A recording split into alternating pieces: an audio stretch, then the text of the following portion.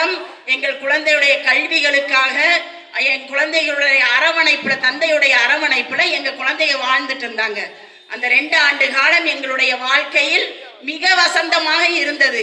ஆனா நாங்க அப்படியே என்ன நினைச்சிட்டு இருந்தோம்னா, இந்த 28 ஆண்டு காலுக்கு அப்புறம் எங்களுக்கு கிடைச்ச அந்த விடிவு மீண்டும் மீண்டும் அப்படியே 3 மாதமா ஆகி அதே மாதிரி விடுதலை அளிச்சிருவாங்கங்கிற நம்பிக்கையோட எங்களுடைய வாழ்க்கை மாற்றம் ஏற்பட்டு விட்டது. ஆனா மீண்டும் இந்த 2 வருஷத்துக்கு அப்புறம் சிறைக்கு சென்றது 27 ஆண்டு காலத்தை விட இந்த 2 ஆண்டு காலம் எங்கள் குடும்பங்கள் அப்படியே தலைகீழாக மாறி, நட்டாத்துல விட்டுட்டு ஆம்பளைய போன மாதிரி கணவன் இருந்தும் விதவைகளாக நாங்கள் நடு ரோட்டுகளில் அலைந்து கொண்டிருக்கிறோம். தந்தை இருந்தும் குழந்தைகள் எல்லாம் அப்படி தந்தை இல்லாத குழந்தை, அனாதை குழந்தைகளாக வாழ்ந்து கொண்டிருக்கிறோம். 27 ஆண்டு காலம் எங்க குழந்தைகளை வளர்த்தும் போது எங்களுக்கு அவ்வளவு வழி தெரியல. ஏன்னா நாங்களே தாயும் தந்தையுமாக வளர்த்திட்டோம். ஆனா 2 ஆண்டு காலம் அவர்கள் அந்த பொறுப்பை எடுத்ததுக்கு அப்புறம் இப்ப விட்டுட்டு போனனால இப்ப அவங்க எல்லாருமே 10th +2 படிக்கிற போர்டு எக்ஸாம் எழுதக்கூடியவங்களா இருக்காங்க. இப்ப அந்த தந்தையை பிரிஞ்சனால அவர்களுடைய கல்விகள்லாம் மிகவும் பாதிக்கப்படுகிறது.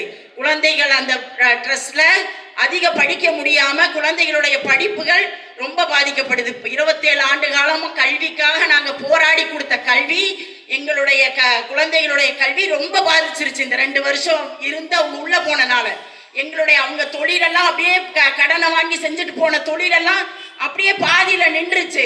நாங்க அடுத்து அந்த பெண்கள் மீண்டும் நாங்க அந்த கணவனுடைய வேலையை எடுத்து செய்ய முடியாம கணவனை மீட்டெடுக்கக்கூடிய வேலையில 2 மாசமா சென்னைக்கு வீட்டுக்கு ரோட்டுக்குமா நாங்க அலைஞ்சிட்டு இருக்கோம். ஆனா திமுக அரசு மேல நாங்க ரொம்ப நம்பிக்கை தான் வச்சோம். ஏன்னா மீண்டும் மீண்டும் எங்களுடைய அமைப்புகள், இயக்கங்கள், நம்ம அரசியல் கட்சிகள் எல்லாருமே இதை கோரிக்கையா வச்சாங்க, மீண்டும் வந்துருவாங்கன்னு சொல்லி அந்த ஜியோ போட்டு கோர்ட்டுடைய வழிகாட்டுதல் படிதான் விடுதலைக்கான தாமதமாகும் என்றால், ஆனா முழு விடுதலைக்கு தகுதியானவங்க இவங்க மட்டும்தான். கோர்ட்டுடைய வழிகாட்டுதல் படி விடுதலைக்கு தாமதம் என்றாலும் உடனடியாக விடுப்பு கொடுத்து அவங்களுடைய வாழ்க்கையில ஒரு ஒளியேற்றுங்கன்னு சொல்லிதான் கேட்டோம். ஆனா இன்னைக்கு வரைக்கும் மௌனமா இருக்கக்கூடிய இந்த முதல்வர் மேல எங்களுக்கு ரொம்ப பயமாயிருச்சு. எங்களுடைய வாழ்க்கை மீண்டும் எப்ப திரும்பி கிடைக்குங்கிறது தெரியாம புது திருமணமான பசங்க நிறைய பேர் வந்து திருமணம் பண்ணாங்க. அவங்களுடைய திருமண பந்தங்கள் எல்லாம் உடைந்து விடுமோங்கிற கவலையில இருக்கும். சிறு குழந்தைகள் கையில வச்சிருக்காங்க. அந்த குழந்தைகளுக்கெல்லாம் கேட்பாரற்று எங்களுடைய நாட்கள் போன அதே மீண்டும் 28 ஆண்டு காலத்துக்கு அப்புறம் திருமணம் முடிச்ச அவங்களுடைய வாழ்க்கையிலையும் அந்த பயணம் நடைபெறுதுன்னா மிகவும் கொடுமையான ஒண்ணு. 2 வருஷமா அவங்க வேலைக்கு போனா மதிய சாப்பாட்டுக்கு வருவாங்க, ஒன்னா உட்கார்ந்து சாப்பிடுவோம், வேலை விட்டு நைட்டு வருவாங்கன்னு எதிர்பார்த்துட்டு இருந்தோம்.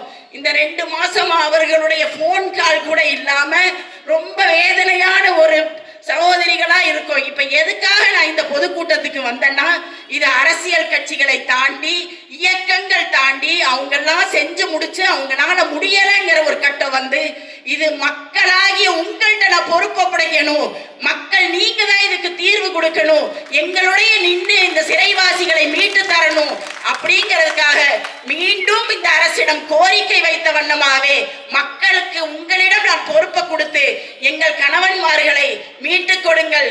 அண்ணன் கோயம்புத்தூர்ல ஏர்போர்ட்ல வச்சே சந்திக்கும் போது அவர் சொன்னாரு, தங்கை உங்களுடைய கோரிக்கைக்கு நான் எப்பவுமே முன்ன இருப்பேன்னு. நான் கொள்கை ரீதியாவோ எந்தவித அரசியல் லாபத்தோடையோ எங்களுடைய வாழ்க்கை பயணம் இல்லை. நாங்கள் சொல்வதெல்லாம் இந்த மகளிருக்காக இந்த அரசு செய்யக்கூடிய அனைத்து சாதனைகளும் தேவையில்லாததாக இருக்கலாம் நான் நினைக்கிறேன். ஆனா எங்களுக்கு எங்களுடைய கணவன்மார்களை மீட்டுக் கொடுத்து எங்களுக்கு வாழ்க்கைக்கு வழி கொடுங்கிறது தான் நாங்க கேட்கிறோம். மீண்டும் உங்களிடம் மக்களிடமே நான் இதை பொறுப்பு ஒப்படைச்சு மீண்டும் கோரிக்கையாகவே வைத்து எங்கள் கணவன்மார்களை மீட்டுக் கொடுங்கள், எங்கள் வாழ்க்கைகளை மீட்டுக் கொடுங்கள் என்று கேட்டு முடிக்கின்றேன். நன்றி.